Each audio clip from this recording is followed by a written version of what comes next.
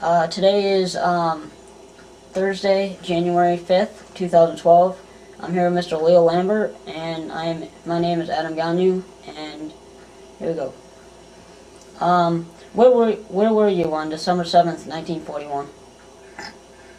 December 7th, 1940. I think I was...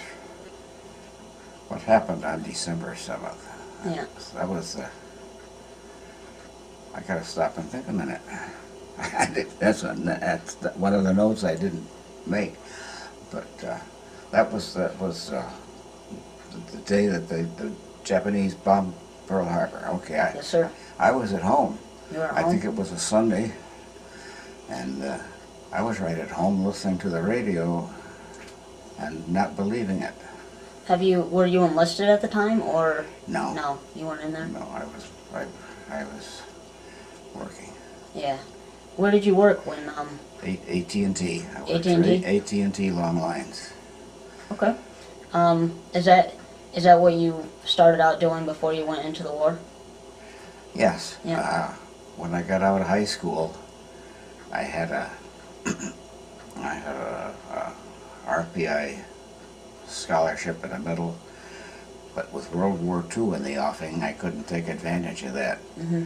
But then AT&T came along, and they were looking. They had been at school, Mm-hmm. and this guy called me up, and he said, "We've been at the school looking at records," and he said, "We'd wondered if you'd be interested in a job with this company unless you're going on to college." And I says, "No, I'm not." And I said, "I would be interested." I didn't even know who AT&T was, so when my father came home, I asked him, and he says, "You better get right down there." Okay. That's how it all started. All right.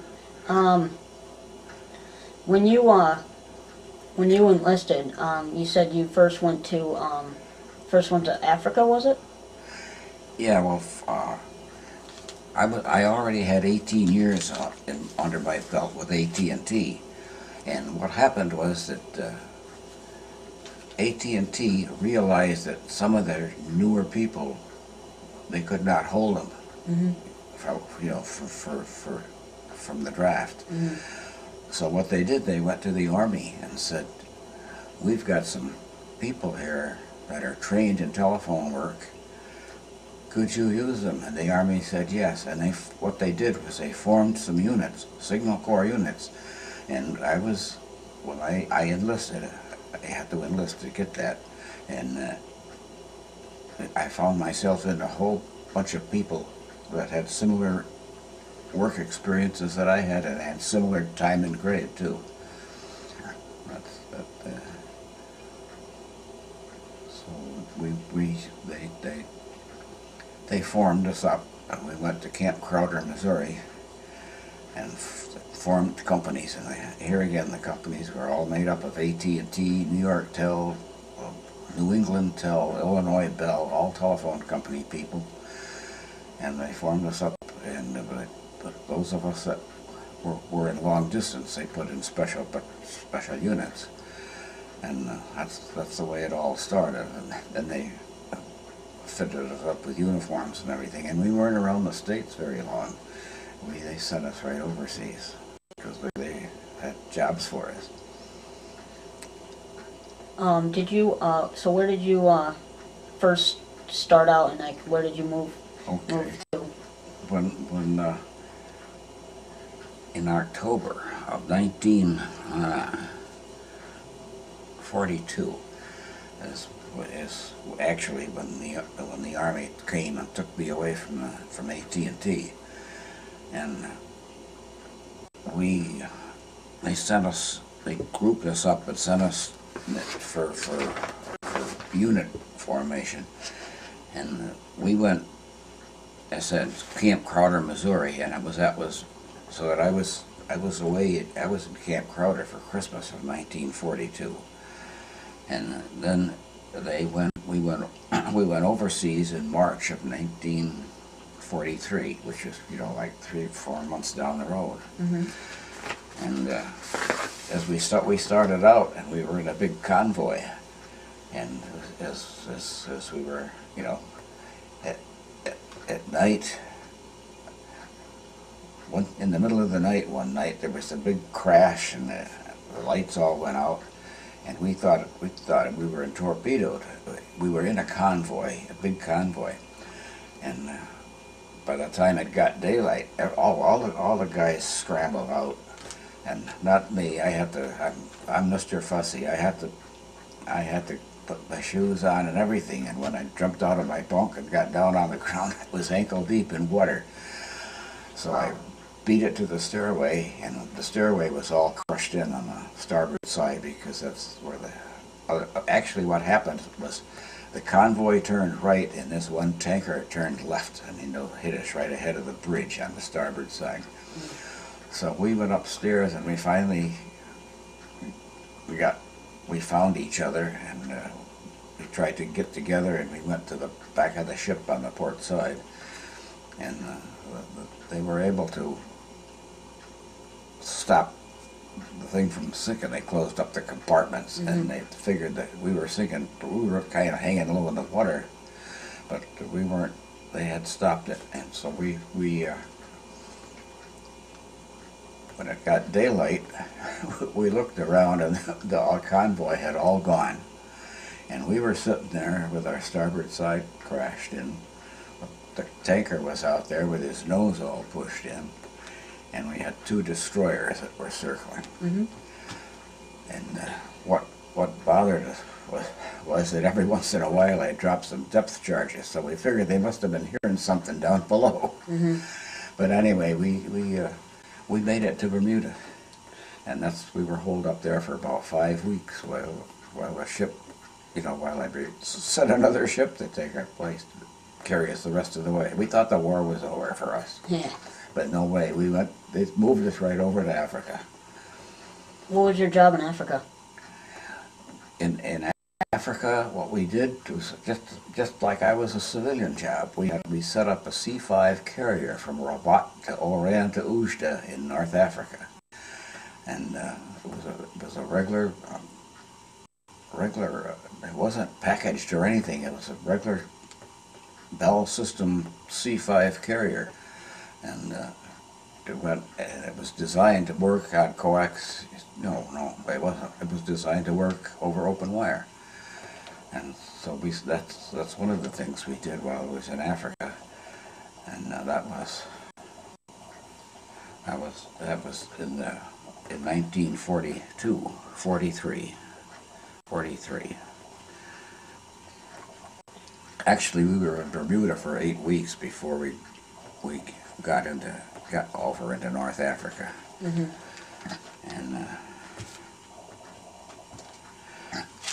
that's what we just kept that carrier going, and there was not much going. It was just a routine thing. We'd go to Casablanca for days off and so forth.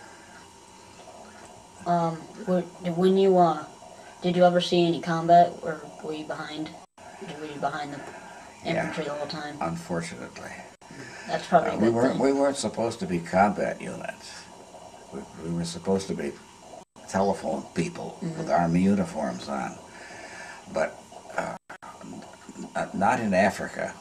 Africa was fairly quiet, and then when we were on the water, they put us on ships again and put us in the Mediterranean, and we went around. And during this time is when General Patton did his thing in Sicily. He overran Sicily, and we were still floating around in the Mediterranean. But when the time was just right, we did land, and we landed at Salerno. And then our goal, as far as we were concerned, we were supposed to just sort of stay out of the way of the infantry, but the Germans were right there waiting for us, and but the infantry did their thing, and we ultimately broke out of there and then went on up to Naples, and that's where we went to work. We went into Naples, and the Germans had raised havoc with the communication system in Naples. Now the infantry units, they went right on north, and they went right up and established a front line near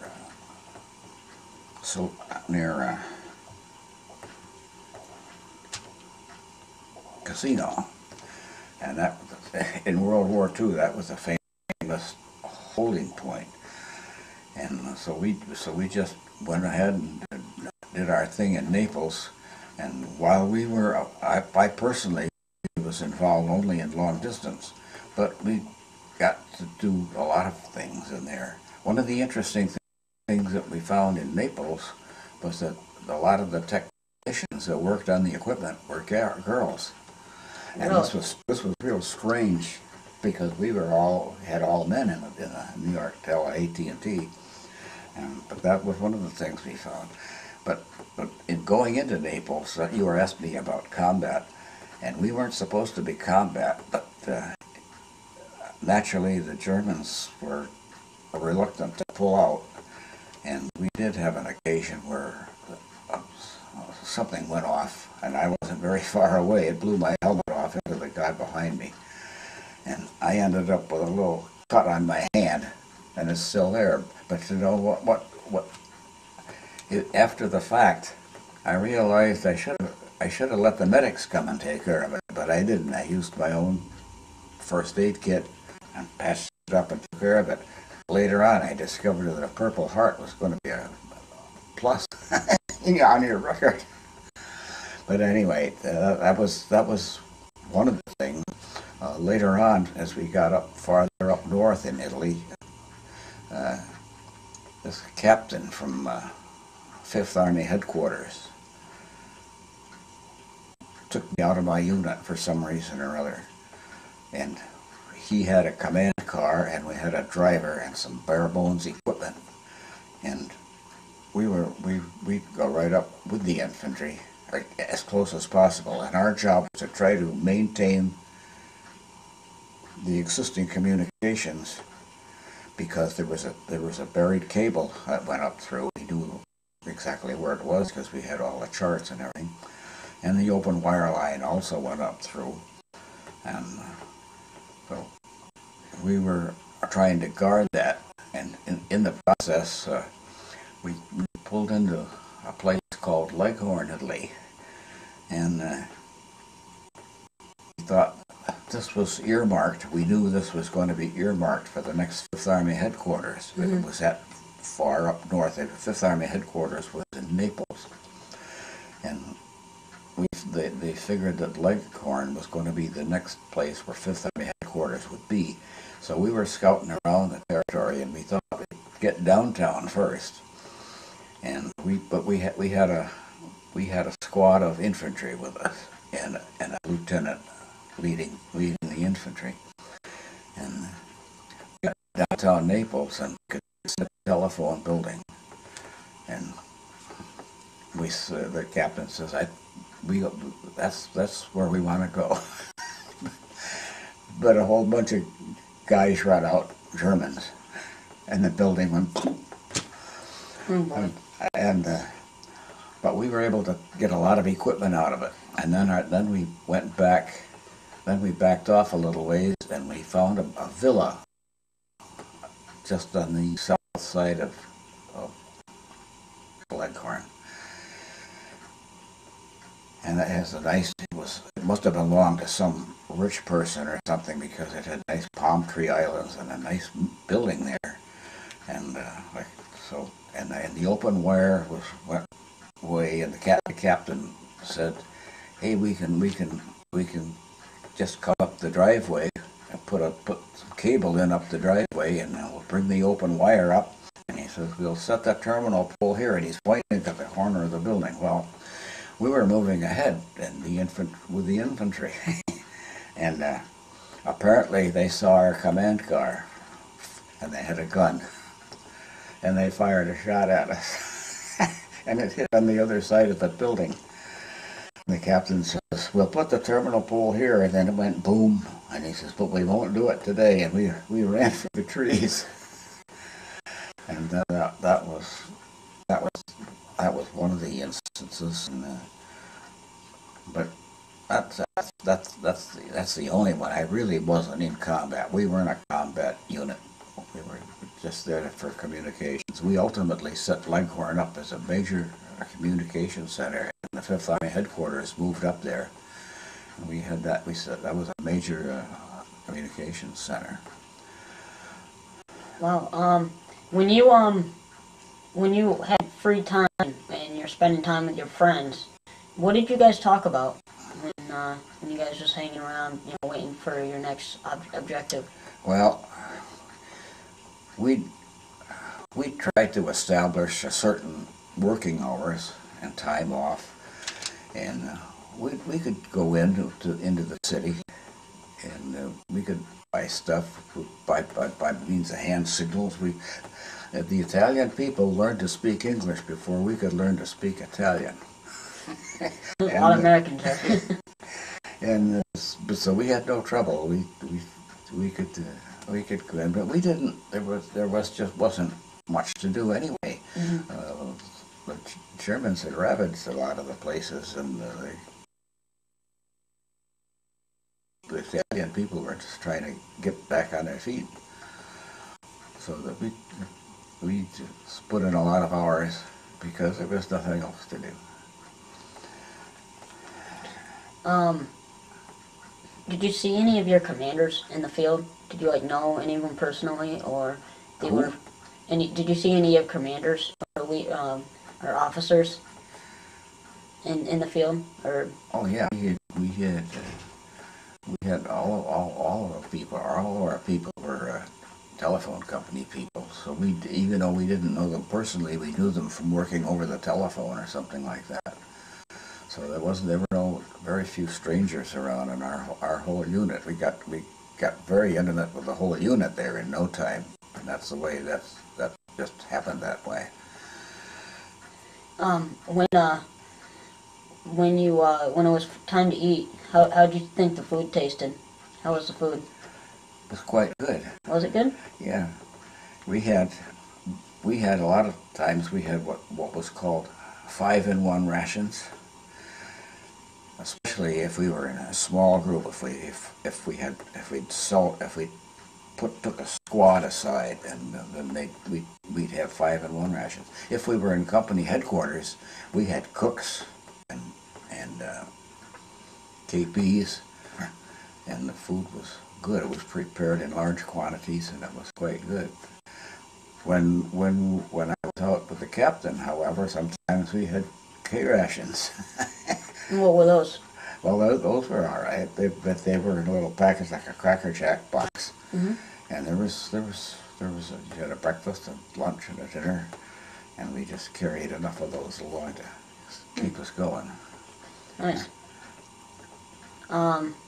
Do you find it hard to watch documentaries of war movies today? No. No? I don't know whether I'm different. A lot of people don't want to talk about it. And I never had a problem with it, maybe because I never really had any except one or two close calls. But I never minded talking about it. Now, I guess there's some guys in some places that won't talk about it, and why, I don't know. But must be they had some real bad experiences. But that didn't happen to me. I don't mind talking about the war at all. Do you know any guys that you really don't really want to talk about? Did you know guys that did you become friends with guys that were in the field, pretty much every day and in combat all the time?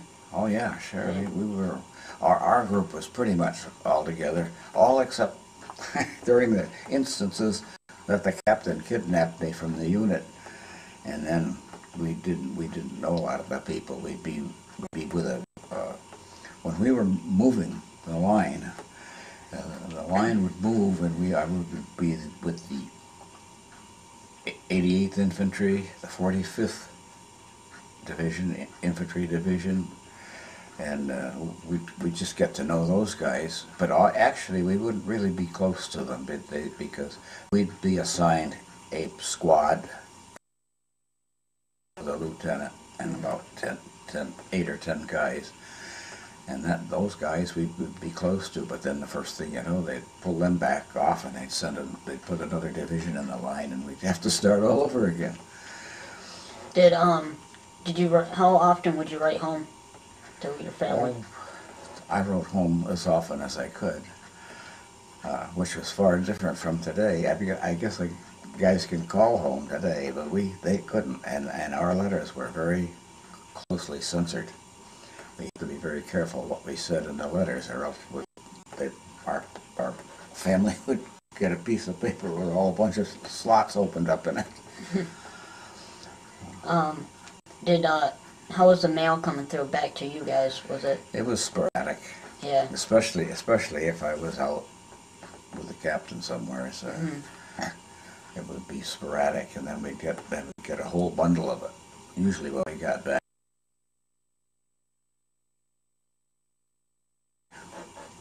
How often would you say? Say a week. How often? Oh, maybe a month. A month. Yeah. We'd be gone. It all depended on what was happening, and how fast we were moving. How do you feel about the German people today, or the Japanese people? Do you have any harsh feelings against them? No. No, I don't. Actually, one of the jobs I had, we captured a bunch of German carrier equipment, telephone equipment, and it was all the instructions were in German, so we didn't know beans from Shinola about it. So we got a couple of German prisoners, and those guys were pretty sharp. They apparently were telephone guys, and by means of a lot of schematic drawings and hand motions, we got the system installed. And I used to give those guys a candy bar once in a while. They were in there the same reason I was, except that they had a little different job to do. Do you find when you capture that equipment, did you find that their equipment was similar to the stuff that... Some of it was superior to ours. Really? They had a thing called a 1+3 carrier that the signaling was far superior to what we had. And I don't know whether that was good, bad, or indifferent, but we'd have, for instance, a carrier terminal, and we'd have a box for each channel, and then we had to have another box for the ringing equipment that went with each channel. When they rang, it cut the carrier. It went right on the carrier slot, which was a fantastic idea as far as electronics was concerned.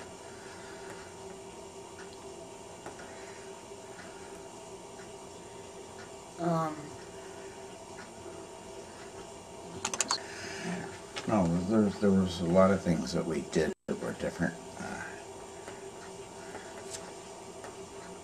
I could add a little to some of my adventures with Captain Helmick. He'd come into our test room, and we tried to keep it like a telephone test room. But he'd sit down in an aisle, and he'd jump on one of the carrier channels, and he'd start talking to somebody. And he had a very gruff voice, and whatever happened, it would cause the equipment to burp. And he used to get all upset over that. He'd be talking, and the equipment, the ringing equipment, his voice would interfere with it.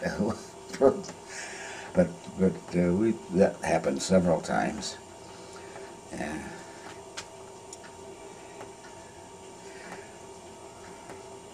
Like I said before, we were in Naples for quite a while, and because Casino was hung up, and when they broke out a Casino, that's when Captain Helmick picked us up, and we did some real serious things. And I told you we set up the new 5th Army headquarters, and then we were the plan after Leghorn. We were hung up there at the Arno River for a long while, but then when the next spring came, our objective was to move on farther north, and Fifth Army was going to move along with us. And when we were moving through, the long-term plan was that we were going to move from Leghorn to Bologna, Italy. And that's where we're going to set up the next Fifth Army headquarters, and then they were going to play leapfrog from Naples up to Bologna. But when we got to Bologna, the infantry kept right on going. And so we made a lot of plans for Bologna, but they never materialized because the infantry moved right up through the Po Valley and flushed right through. Did you, when you went downtown, what was your typical night like? Did you go down with downtown with your buddies and had to go into some of the shops or whatever? Yeah, you said that. Yeah. We had to be careful going into the shops because people didn't. Well, we had a language barrier, obviously, but we made out fairly well. I even down in Casablanca. I used to speak French a little bit, and I thought I'd make out fine in Casablanca, but the girls in the shop just laughed at me.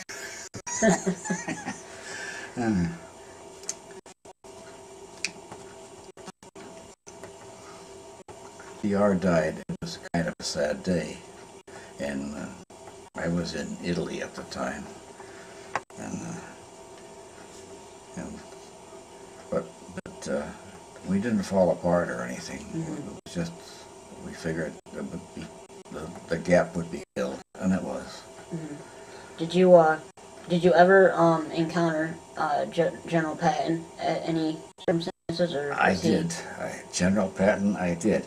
When we were early in the game, when we were in North Africa. No, we were in Italy. What did I find out? We were in North Africa. We had a nice setup there, and the fact is we set up our equipment in the Chamber of Commerce building, and we drove the Jeep right in. But, and for living, we found a nice villa right there, and it was nice, handy, it was comfortable, and suddenly we got very unceremoniously evicted, and so we started looking around, and here's 2 stars on a Jeep. General Patton in Midtown, and he decided he was going to set up his headquarters there. So we had to move out. So he was a 2-star general at the time? At that time, he was a 2-star, yeah. Yeah. We went into Italy with Mark Clark. And Mark Clark was who? He was a general and Fifth Army general. Patton, I think, was Third Army. Do you have any? Can you share any examples of when the war ended? What did you do? How did you feel? Well, we were in the process of moving up through Italy.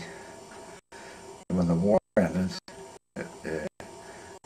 we stopped everything that we had going, and there were no giant celebrations or anything. I guess some of the guys got happy about it, but some telephone people were a little on the conservative side, and I, for one, that was interesting, but I wasn't, I never went wild over it. But after that, we just stopped all. We were in Bologna. Yeah, we selected a site in Bologna, and we were getting ready to move equipment in there, and everything happened very quickly. Suddenly, we weren't on the front line anymore. We were way in the back because the infantry was way up through the Po Valley. So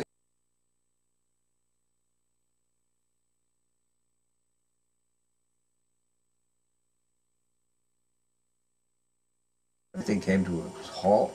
We just started unpacking, or we started packing our stuff up, and we ultimately, I got a week off and went to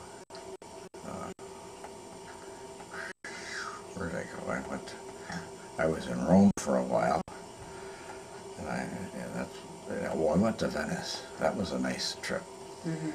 And we were there for several days, and that was partially a business trip because we had business in Milan and Bologna. Mm-hmm.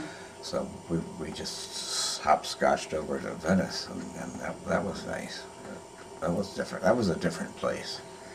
What year did you come home? Did you come back to the States in 1945? 1945. Yeah, we started.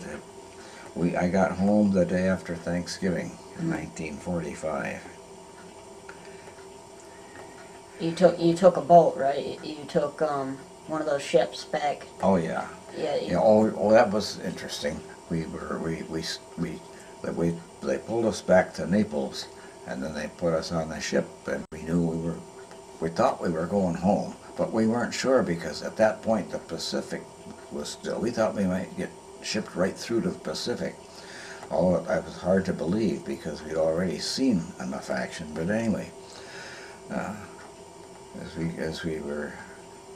when we were coming home,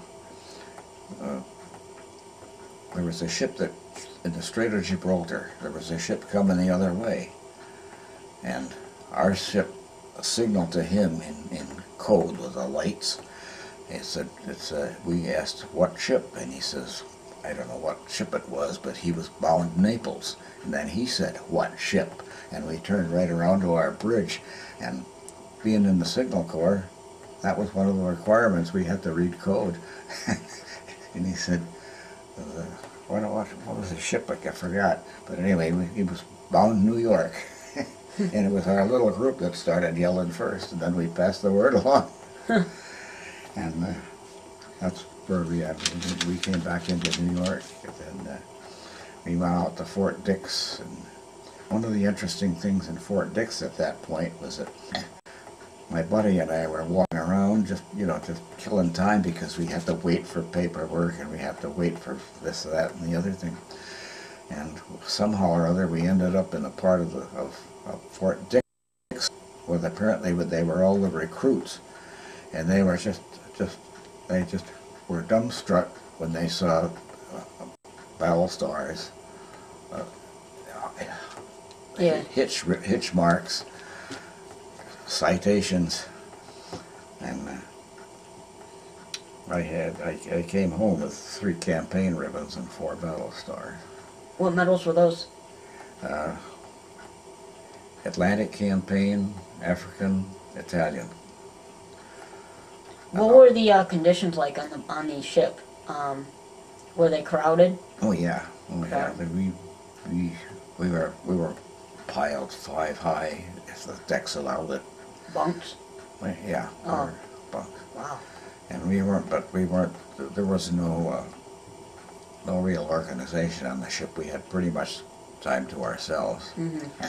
One point, coming back, they did chase us all below decks because we were in a storm off the Atlantic coast here, just as we were pulling up towards the States. And we hit a terrific storm. Amongst others, they sent us below decks, and amongst other things, a big pulley dropped off a mast and made a giant crash on the deck. What did you do to pass time on the ship? Now, a lot of the guys played cards. Most of us just watched the horizon. I bet you were anxious to get home after how long were you over in Europe?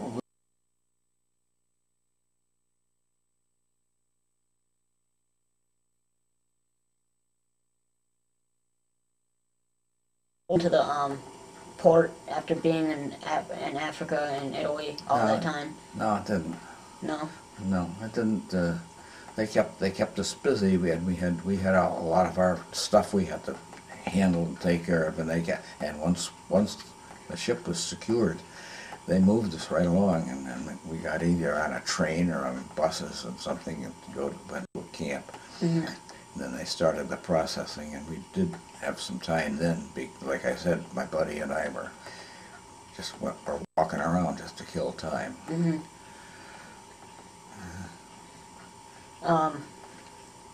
Lambert, for sharing your experiences with us, and we're happy that we're able to and sit down and have a conversation with you.